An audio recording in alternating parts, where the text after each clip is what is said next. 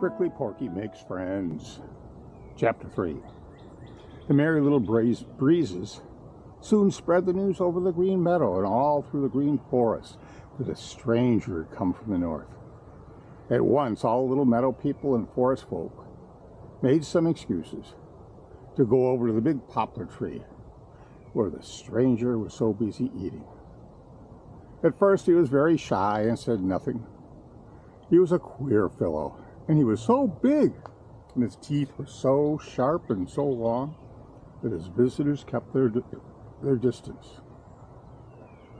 Now Reddy Fox, who you know is a great boaster and loves to brag how smart he is and how brave he is, came with the rest of the little meadow people. "Pooh!" exclaimed Reddy Fox. "Who's afraid of that fellow?" Just then the stranger began to come down the tree, and Reddy backed away. "It looks as if you're afraid, Reddy Fox," said Peter Rabbit. "Oh, I'm not afraid of anything," said Reddy Fox, and swelled himself up to look twice as big as he really is. "It seems to me I hear Bowser the Hound," piped up Striped Chipmunk.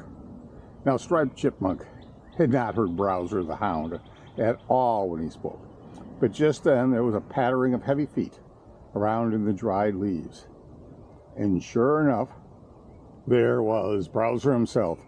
My, how everybody did run, everybody but the stranger from the north. He kept on coming down the tree just the same. Bowser saw him and he stopped in surprise.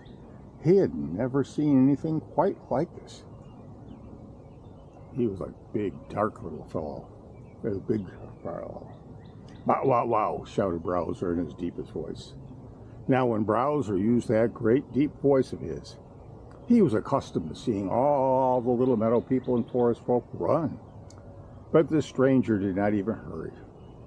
Bowser was so surprised that he just stood still and stared. Then he growled his deepest growl. Still the stranger paid no attention to him. Bowser did not know what to make of it.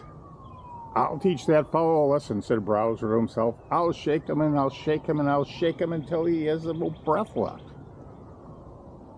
But this time the stranger was down on the ground and started for another tree, minding his own business. Then something happened.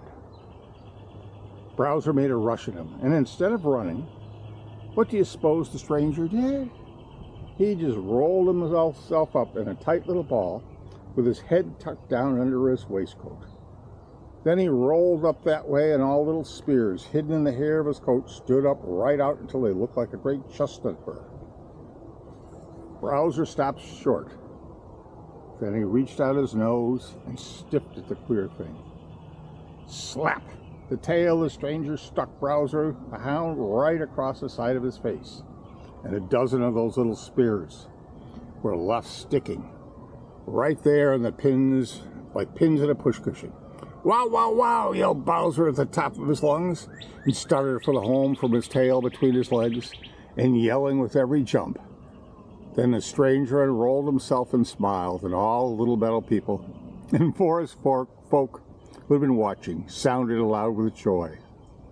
And this is the way that Prickly Porky the Porcupine made friends.